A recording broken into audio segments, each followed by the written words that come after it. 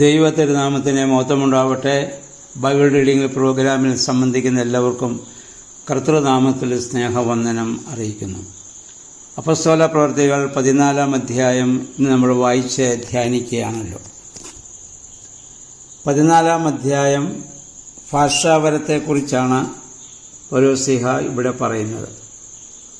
അപ്പോസ്തല പ്രവൃത്തികളിലും ഈ അധ്യായത്തിലുമാണ് ഭാഷാവരത്തെക്കുറിച്ച് പരാമർശങ്ങളുള്ളത്. കൊരിന്തിലെ ആളുകൾ വളരെ വിശിഷ്ടമെന്ന് വിശേഷിപ്പിച്ചിരുന്ന ഭാഷാവരം പ്രവചന അല്ലെങ്കിൽ പ്രഘോഷണവരത്തോളം വിശിഷ്ടമല്ല എന്നാണ് പൗലോസ് ഇവിടെ പറയാൻ ആഗ്രഹിക്കുന്നത്. അപ്പോസ്തല പ്രവൃത്തികൾ 2-ാം അധ്യായത്തിൽ പറഞ്ഞിരിക്കുന്ന ഈ വരം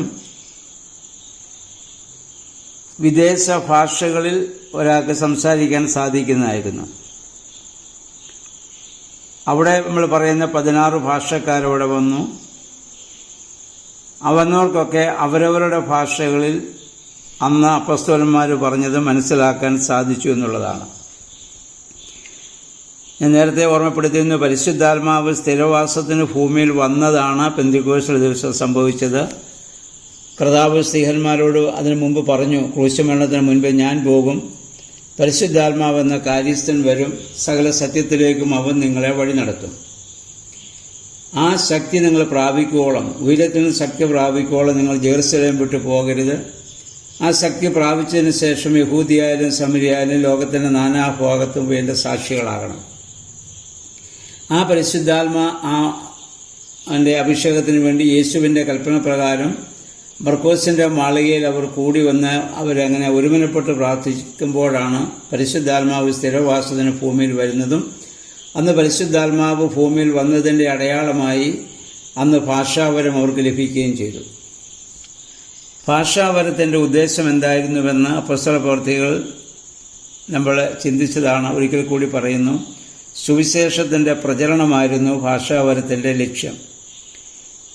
എബ്രായ ഭാഷയോ യവനായ ഭാഷയോ മാത്രം അറിയാവുന്ന സ്ത്രീഹന്മാർ ലോകത്തിൻ്റെ നാനാഭാഗത്തും പോയി സുവിശേഷം അറിയിക്കണമെങ്കിൽ അവർക്ക് ഭാഷാവരം ആവശ്യമായിരുന്നു. ഉദാഹരണം, AD 52 തോമാസ് ശ്ലീഹ മലങ്കരയിൽ വന്നെന്നും സുവിശേഷം അറിയിച്ചെന്നും ഇവിടെയുള്ള സഭാ ചരിത്രത്തിൽ നമ്മൾ വായിക്കുന്നു. തോമാസ് ശ്ലീഹ ഇവിടെ വന്ന് എബ്രായ ഭാഷയിലോ യവനായ ഭാഷയിലോ പറഞ്ഞാൽ ഇന്ത്യയിലുള്ളവർക്ക് അഥവാ കേരളത്തിലുള്ളവർക്ക് എങ്ങനെ മനസ്സിലാകും?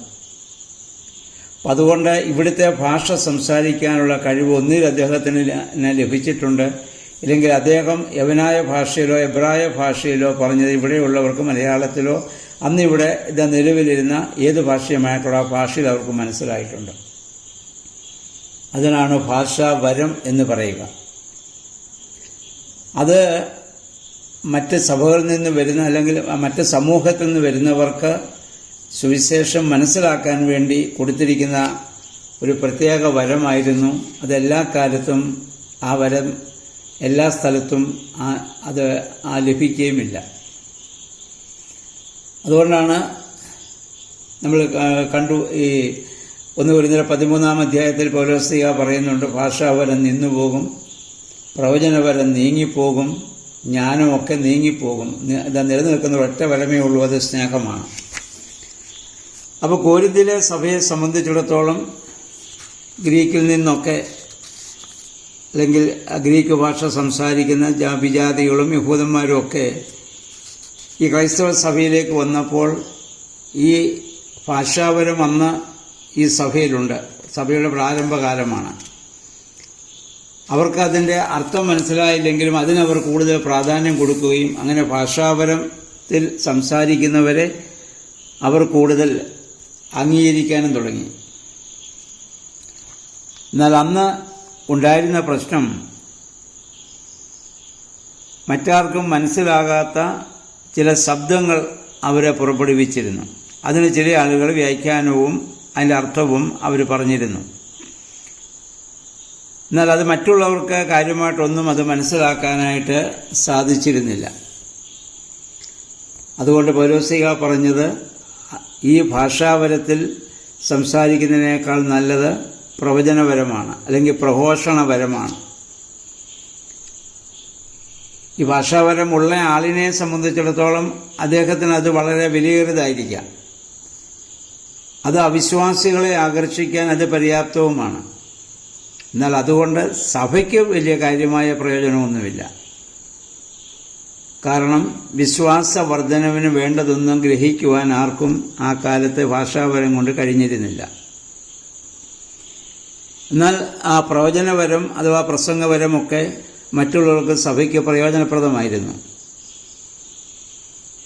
കാരണം മനുഷ്യനുമായുള്ള ദൈവത്തിൻ്റെ പ്രവർത്തനങ്ങളുടെ രഹസ്യങ്ങൾ അവരെ അറിയിക്കാൻ അത് സഹായിച്ചിരുന്നു. 2, ദൈവകൃപ അവർക്ക് ആവശ്യമെന്നുള്ള ബോധം അവർക്ക് ഉണ്ടാക്കാൻ സാധിച്ചു. 3, എല്ലാവർക്കും കാര്യം മനസ്സിലാകുന്നത് കൊണ്ട് സഭയുടെ കെട്ടുപണിക്ക് അത് ഏറെ സഹായവുമായിരുന്നു ഈ പ്രവചനപരവും പ്രസംഗപരവും. അതുകൊണ്ട് പൗലോസ്ലീഹ അതിൻ്റെ 18-ാം വാക്യത്തിൽ പറയുന്നത്, എനിക്കും ഇതിനുള്ള മാഹാത്മ്യമുണ്ട്, തനിക്കും ഭാഷാപരമുണ്ട്, എങ്കിലും അതിനേക്കാൾ ഉപരി ആ പ്രവചനപരത്തെയും പ്രഘോഷണപരത്തെയാണ് ഞാൻ കൂടുതൽ മഹത്തായി കാണുന്നത്. അതാണ് സഭയ്ക്ക് പ്രയോജനം വരുത്തുന്നത്. അപ്പോൾ പൗണ്ട് പൗലോസ്ലീഹ ചോദിക്കുന്നു, 10,000 വാക്ക് ഞാൻ ഭാഷാപരത്തേക്കാൾ കൊണ്ട് പറയുന്നതിനേക്കാൾ 5 വാക്ക് മനുഷ്യന് മനസ്സിലാകുന്ന ഭാഷയിൽ പറയാൻ സാധിച്ചാൽ അതാണ് ഇത് ശ്രേഷ്ഠത. അപ്പം അതുകൊണ്ട് ഇപ്പം അദ്ദേഹം ചോദിക്കുന്നുണ്ട്, ഇപ്പം വാദ്യോപകരണങ്ങൾ സന്തോഷത്തിൻ്റെയുണ്ട്, സന്താപത്തിൻ്റെയുണ്ട്, ആവേശത്തിൻ്റെയുണ്ട്. അത് ഓരോന്നിനും അത് വായിക്കുന്ന പ്രത്യേകമായ സമയമുണ്ട്, അതിനുള്ള ഉദ്ദേശമുണ്ട്. ഇപ്പോൾ സന്തോഷത്തിൻ്റെ ഒരു ട്യൂണിൽ പാടിക്കൊണ്ടിരിക്കുമ്പോൾ പടയാളികൾക്ക് പടക്കളത്തിലേക്ക് മാർച്ച് ചെയ്യാൻ സാധിക്കത്തില്ല. അതിന് ആവേശത്തിൻ്റെ ആ ട്യൂണിൽ അത് പാടിയെങ്കിൽ മാത്രമേ അവർക്ക് അങ്ങനെയുള്ള യുദ്ധത്തിന് പോകാനായിട്ട് സാധിക്കുകയുള്ളൂ.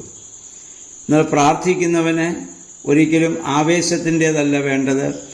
അവന് മനസ്സിന് സമാധാനവും ശാന്തിയും ലഭിക്കത്തക്കവണ്ണമുള്ള ആ രീതിയിൽ വേണം അത് ഉപയോഗിക്കുവാൻ. എന്ന് പറഞ്ഞാൽ ആരാധനയ്ക്ക് വേണ്ടി ഉപയോഗിക്കുന്നതെല്ലാം എന്തിനു വേണ്ടി ഉദ്ദേശിക്കുന്നുവോ അതനുസരിച്ച് ആളുകൾക്കത് പ്രയോജനം ചെയ്യണം. അപ്പം അതുകൊണ്ട് ഭാഷാപരത്തോടെ പ്രാർത്ഥിക്കുമ്പോൾ അത് ആത്മാവിൻ്റെ മാത്രമാണെന്നുള്ള ബോധ്യമുള്ള ഭാഷാപരക്കാരോട് അദ്ദേഹം ചോദിക്കുന്നു, ആത്മപ്രേരണയോടെ നിങ്ങൾ എന്താണ് പ്രാർത്ഥിച്ചതെന്ന് നിങ്ങൾക്ക് മനസ്സിൽ ആയിട്ടുണ്ടോ? കാരണം നിങ്ങൾ പ്രാർത്ഥിക്കുന്നത് മറ്റുള്ളവർക്ക് മനസ്സിലാകാതിരുന്നാൽ അവരെങ്ങനെയാണ് അതിന് ആമീൻ പറയുന്നത്? അവരുടെ ആധ്യാത്മിക ജീവിതത്തിൽ എങ്ങനെയാണ് അതുകൊണ്ട് അവർ പ്രയോജനമുണ്ടാവുക? അപ്പം അതുകൊണ്ട്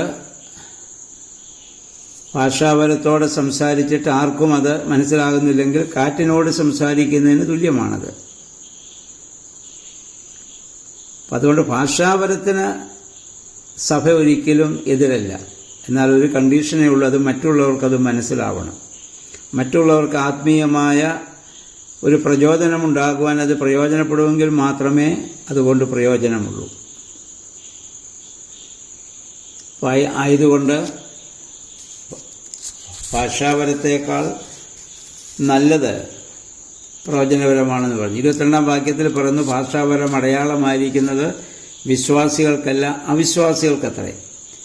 അന്യസഭയിൽ നിന്ന് ഒരുവൻ സഭയിലേക്ക് വരുമ്പോൾ അവനവൻ്റെ ഭാഷയിൽ ഇത് മനസ്സിലാക്കാൻ സാധിക്കുന്നെങ്കിൽ അവന് ദൈവത്തെക്കുറിച്ച് കൂടുതൽ അറിയുവാനും അത് വലിയ അനുഗ്രഹകരമായിട്ട് അത് മാറും. അതാണ് പെന്തക്കോസ്തുടെ ദിവസം അവിടെ സംഭവിച്ചത്. വന്നുകൂടിയവർക്കൊക്കെ അവരവരുടെ ഭാഷയിൽ ഇത് മനസ്സിലായി എന്നുള്ളതാണ്.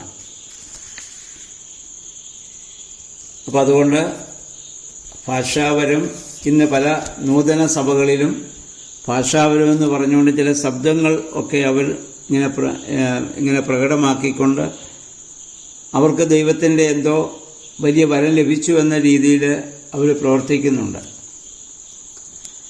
അതൊന്നുമല്ല ഭാഷാപരം. ഭാഷാപരം എന്ന് പറഞ്ഞാൽ മറ്റുള്ളവർക്ക് ഭാഷകൾ മനസ്സിലാക്കുന്നതിന് വേണ്ടിയിട്ടുള്ളതാണ്. അപ്പം അതുകൊണ്ട് ആണ് പൗലോസ്ലീഹ പറഞ്ഞത്, അന്യഭാഷകളിൽ 10,000 വാക്ക് പറഞ്ഞതിനേക്കാൾ മനസ്സിലാകുന്ന ഭാഷയിൽ 5 വാക്കുകൾ എന്ന് 2000 ഇരട്ടി അതാണ് പ്രയോജനമെന്ന് പറയാനുള്ള കാരണം അതാണ്. ഇനി അതിൻ്റെ 24 മുതൽ ഉള്ള വാക്യങ്ങളിൽ പിന്നീട് പൗലോസ്ലീഹ പറയുന്നത് അന്നത്തെ സഭയിൽ ഉണ്ടായിരുന്ന ആ സ്ത്രീകളെക്കുറിച്ച് പറയുന്നു. അവിടെ അദ്ദേഹം ആവശ്യപ്പെടുന്നത് സ്ത്രീകൾ സഭയിൽ മിണ്ടാതിരിക്കട്ടെ, അവർക്കെന്തെങ്കിലും സംശയങ്ങളോ കാര്യങ്ങളോ ഉണ്ടെങ്കിൽ വീട്ടിൽ ചെന്ന് ഭർത്താക്കന്മാരോട് ചോദിച്ച് പഠിക്കട്ടെ. അതല്ലാതെ അവർ സഭയിൽ അങ്ങനെ സംസാരിക്കുക ഞാൻ അനുവദിക്കുന്നില്ല, താല്പര്യപ്പെടുന്നില്ല എന്ന് പൗലോസ്ലീഹ ഇവിടെ പറയുന്നുണ്ട്. ഈ വേദഭാഗം വായിക്കുമ്പോൾ സ്ത്രീകൾ സഭയിൽ മിണ്ടാതിരിക്കുക എന്ന് പറഞ്ഞാൽ അവർക്ക് പ്രതിവാക്യം പറയാൻ പറ്റത്തില്ല, പാട്ടുപാടാൻ പറ്റില്ലേ എന്നൊക്കെ ചോദിക്കുന്നുണ്ട്. ഒരിക്കലുമല്ല. അന്ന് ആ കൊരിന്ത് സഭയിലെ പ്രത്യേക സാഹചര്യത്തിലാണ് പൗലോസ്ലീഹ അത് പറയേണ്ടി വരുന്നത്. വിജാതികളിൽ നിന്നൊക്കെ ഈ സഭയിലേക്ക് വന്ന ആ ചില ആളുകൾ, ചില സ്ത്രീകൾ, അവർ ഈ പ്രബോധന സമയങ്ങളൊക്കെ സംശയ നിവാരണം എന്ന പേരിൽ അവരുടെ സ്വന്തം അഭിപ്രായങ്ങൾ അവിടെ പ്രകടമാക്കുകയും വച്ചുവെക്കുകയും അങ്ങനെ അത് ആരാധനയ്ക്കും കൂടി അവരുടെ കൂടി വരവിനും ഒരു വലിയ ശല്യമായി, ഒരു തടസ്സമായിട്ട് മാറി. ആ പശ്ചാത്തലത്തിലാണ് അവിടെ പൗലോസ്ലീഹ പറയുന്നത്, നിങ്ങൾ മൗനമായിരിക്കുക സ്ത്രീകൾ, വീട്ടിൽ ചെന്ന് നിങ്ങൾ ഭർത്താക്കന്മാരോട് കാര്യങ്ങൾ ചോദിച്ചു മനസ്സിലാക്കാൻ പറഞ്ഞ ആ പ്രത്യേക സാഹചര്യത്തിലാണ്. അല്ലാണ്ട് എല്ലാ സഭയ്ക്കും എല്ലാ സമയത്തും പൗലോസ്ലീഹ പറഞ്ഞ ഈ കാര്യം ബാധകമാക്കാനാവില്ല. ഭംഗിയായ രീതിയിൽ കാര്യങ്ങൾ നന്നായിട്ട് പഠിപ്പിക്കാനും പ്രസംഗിക്കാനും കഴിയുന്ന സ്ത്രീകൾ ഇന്ന് സഭയിലുണ്ട്. പുരുഷന്മാരെക്കാൾ കൂടുതൽ വളരെ ഭംഗിയായിട്ട് തന്നെ വേദപുസ്തകം നന്നായിട്ട് പ്രസംഗിക്കാനും അത് പഠിപ്പിക്കാനും അതിലെ പാട്ടുകൾ പാടാനും ആരാധിക്കാനും ഒക്കെ നല്ല നൽവരമുള്ള, നല്ല അനുഗ്രഹമുള്ള ധാരാളം സ്ത്രീകൾ ഇന്ന് ക്രൈസ്തവ സഭയിലുണ്ട്. അങ്ങനെയുള്ളവരെ നമ്മൾ പ്രോത്സാഹിപ്പിക്കുകയാണ് വേണ്ടത്. പൗലോസ്ലീഹ പറഞ്ഞ സാഹചര്യം വേറെയാണ്. നൂറ്റാണ്ടുകൾക്ക് മുൻപ് കൊരിന്ത് സഭയിലുണ്ടായ പ്രത്യേക സാഹചര്യം ഇന്നെല്ലാ സഭകളിലും അതേ സാഹചര്യമല്ല. അതുകൊണ്ട് ആ ഒരു പശ്ചാത്തലത്തിലാണ് സ്ത്രീകൾ സഭയിൽ മിണ്ടാതിരിക്കട്ടെ എന്ന് പൗലോസ്ലീഹ പറയാനുണ്ടായ കാരണം അതാണ്. ഇവിടെ പൗലോസ്ലീഹ പറയുന്നത് ഇവിടെ എന്തുകൊണ്ടാണ് പൗലോസ്ലീഹ ഇങ്ങനെ പറയാൻ കാരണം, അദ്ദേഹം വിശ്വാസ സംരക്ഷകനായ ഒരു ഭരണാധിപനാണ്. ആ രീതിയിൽ അദ്ദേഹത്തിൻ്റെ വാക്കുകളെ കാണുവാൻ നമുക്ക് സാധിക്കണം. സഭാകൽപ്പന അല്ലെങ്കിൽ കർത്താവിൻ്റെ കൽപ്പന അംഗീകരിക്കാത്തവനെ കർത്താവ് ഒരിക്കലും അംഗീകരിക്കുകയില്ല. ആകയാൽ പൗലോസ്ലീഹ പറയാനായിട്ട് ഉദ്ദേശിക്കുന്ന ഓരോ പ്രദേശത്തും ഓരോ സഭകളും കൂടുമ്പോൾ അവരുടെ ആവശ്യങ്ങൾ അറിഞ്ഞ് അവർക്ക് ആത്മീയ വർധന വരത്തക്കവണ്ണം സംസാരിക്കാനും പ്രാർത്ഥിപ്പാനും പ്രവചിക്കാനും ഒക്കെ നിങ്ങൾക്ക് സാധിക്കണം. അപ്പം അങ്ങനെ ഒരു സഭയിലൊരു നല്ല ഡിസിപ്ലിൻ ഉണ്ടാകണം. അല്ലെങ്കിൽ ഈ ഭാഷാപര മുഖം കൊണ്ട് ഈ സഭയിൽ പ്രശ്നങ്ങളാണ് ഉണ്ടാകുന്നതെങ്കിൽ അത് പറയാതിരിക്കുന്നതാണ് നല്ലത്. അപ്പം ഈ 14-ാം അധ്യായത്തിൽ കൊരിന്ത് സഭയിൽ ഇങ്ങനെ വലിയ ഒരു തർക്കവും ഇങ്ങനെ വലിയ പ്രശ്നങ്ങളുണ്ടായ സമയത്താണ് പൗലോസ്ലീഹ ഇത് പറയേണ്ടി വരുന്നത്. വേറെങ്ങും ഭാഷാപരത്തെക്കുറിച്ച് കൂടുതൽ കാര്യമായിട്ട് നമ്മൾ കാണുന്നുമില്ല.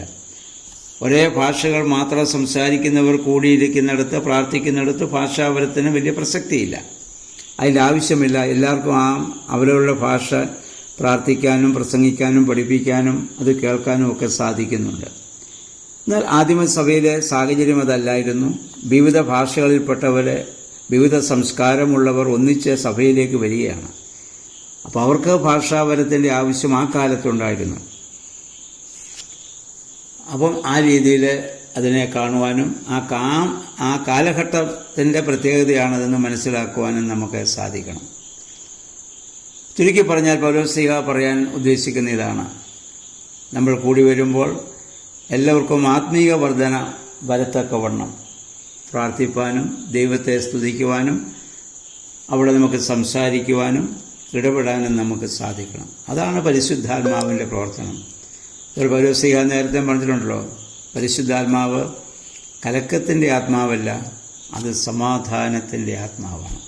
ആ ആത്മാവ് നമ്മിൽ വസിച്ച് നമ്മുടെ വാക്കുകളും ചിന്തകളും പ്രവൃത്തികളും ഒക്കെ സമാധാനപരമായിരിക്കാൻ തക്കവണ്ണം പരിശുദ്ധാത്മാവിന് നമുക്ക് വിധേയപ്പെടാം. അതിന് ദൈവം നമ്മെ സഹായിക്കട്ടെ. എല്ലാവർക്കും നല്ല ഒരു ശുഭദിനം ആശംസിക്കുന്നു.